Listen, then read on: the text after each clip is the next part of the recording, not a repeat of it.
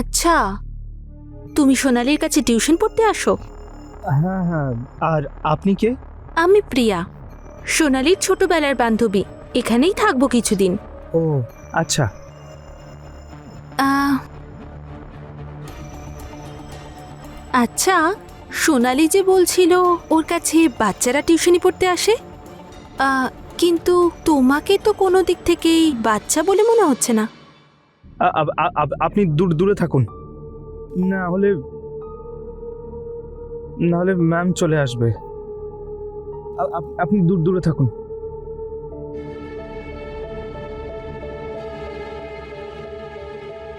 হ্যাঁ রাজীব, হয়ে গেছে? ইয়েস ম্যাম, হয়ে গেছে।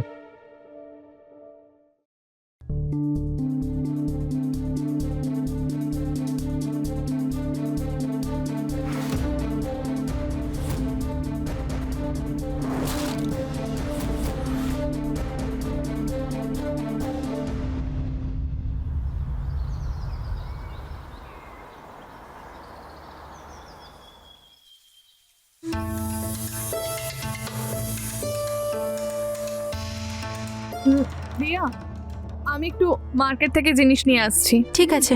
রাজীব, হ্যাঁ ম্যাম। তোমাকে যে কোয়েশ্চেনটা দিয়েছি ওটা সলভ করো, আমি এসে চেক করব। Okay ma'am. ওকে? ঠিক আছে।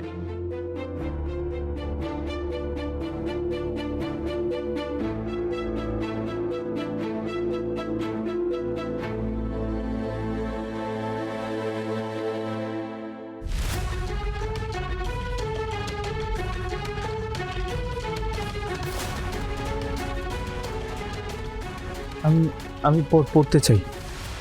আপনি দূরে থাকুন তো।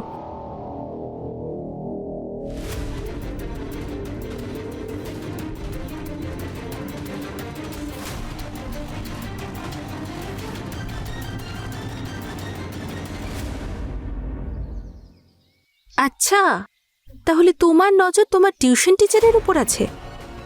না তো। আমি সব জানতে পেরেছি। তুমি সোনালির বিষয়ে কি কি ভাবো? আমি কিছুই ভাবি না ম্যাডামের বিষয়।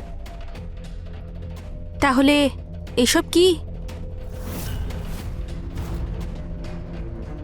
আপনি প্লিজ ম্যামকে এই জিনিসটা বলবেন না, প্লিজ।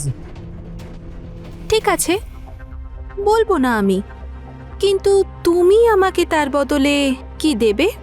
আপনি যা বলবেন আমি তাই করব, কিন্তু প্লিজ এই বিষয়ে ম্যামকে কিছু বলবেন না। আমি যা বলবো তুমি তাই করবে?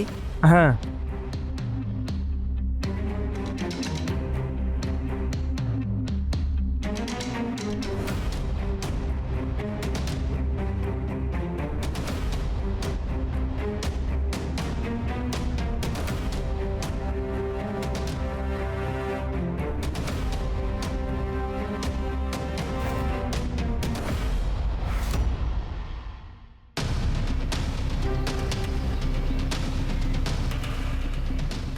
তুমি তো দেখছি বেশ এক্সপিরিয়েন্সড। তো তোমার কি মনে হয়েছিল আমি কোনো ছোট বাচ্চা? আচ্ছা, সোনালিকে তুমি শুধু দূর থেকে দেখেছো নাকি অন্য কিছু করেছো? কোথায় আর পারলাম, একবার চেষ্টা করেছিলাম, কিন্তু আমার গালে খুব জোরে একটা চড় মেরেছিল। তোমার হাসি পাচ্ছে? ব্যাস একবার একটা সুযোগ পাই আমি, তারপর দেখে নিও ওই চড়ের আমি কি করে প্রতিশোধ নিই। তুমি আমাকে একটা হেল্প করবে? হুম। সোনালি ম্যামের কাছাকাছি যেতে আমাকে সাহায্য করতে পারবে? সে তো করতেই পারি, কিন্তু আমার কি চাই সেটা তুমি তো জানোই। তোমার যা চাই আমি দিতে রাজি আছি, তুমি যদি বলো এখনো দিতে পারি।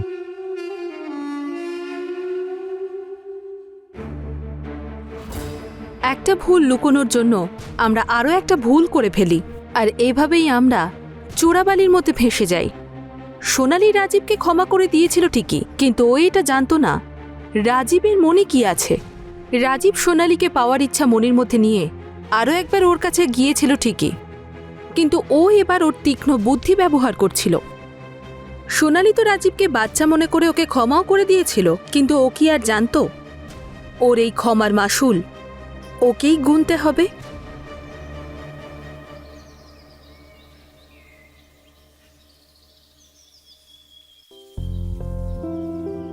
এই প্রিয়া, হ্যাঁ, কফি হয়ে গেলে নিয়ে আয় না, মাথায় খুব ব্যথা করছে। নিয়ে আসছি। এই নে সোনালি, তোর জন্য coffee. Thank you so much রে, মাথা ফেটে যাচ্ছিল।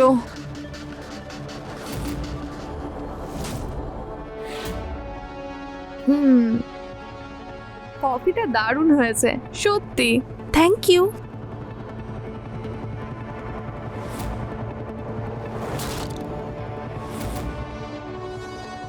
কফির জন্য থ্যাংক ইউ রে। আমি না একটু টায়ার্ড ফিল করছি, রেস্ট করব। আচ্ছা, তুইও বাইরে গিয়ে রেস্ট কর। হুম।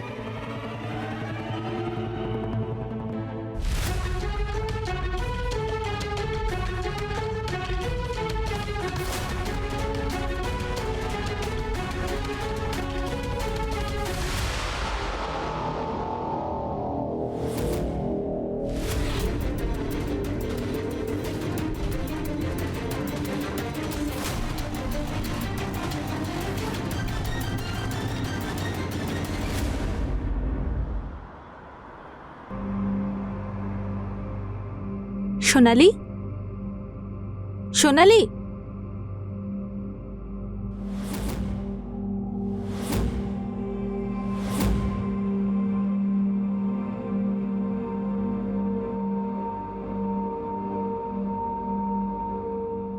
হ্যালো রাজীব, কোথায় তুমি? এই তো আমি বাড়িতেই আছি। তাড়াতাড়ি এসো। আমি না সোনালির কফিতে ঘুমের ওষুধ মিশিয়ে দিয়েছি। কি বলছো কি? এবারও সম্পূর্ণ অজ্ঞান হয়ে গেছে। তুমি শুধু তাড়াতাড়ি চলে এসো, আমাদের প্ল্যান সাকসেসফুল হয়ে গেছে। ব্যাস 2 মিনিটে পৌঁছে যাচ্ছি।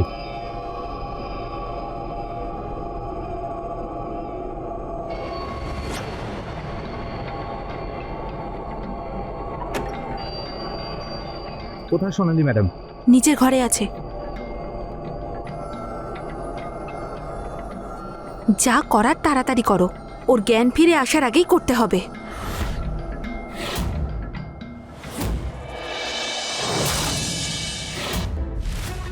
ঠিক আছে, তুমি যাও। আমি আসছি। ওই দিন তো খুব জোরে চড় মেরেছিলে। এবার মারো, মারো না, মারো, মারো না।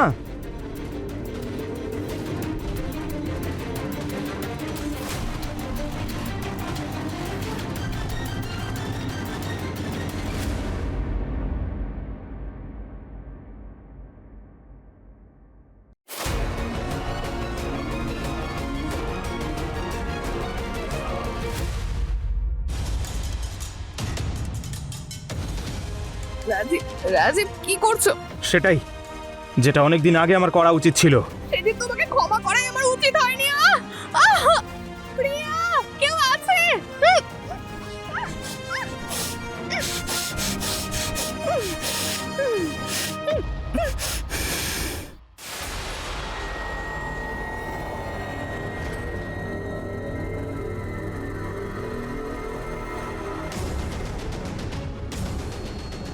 ম্যাম, ম্যাম, রাজীব, এই তুমি কি করলে?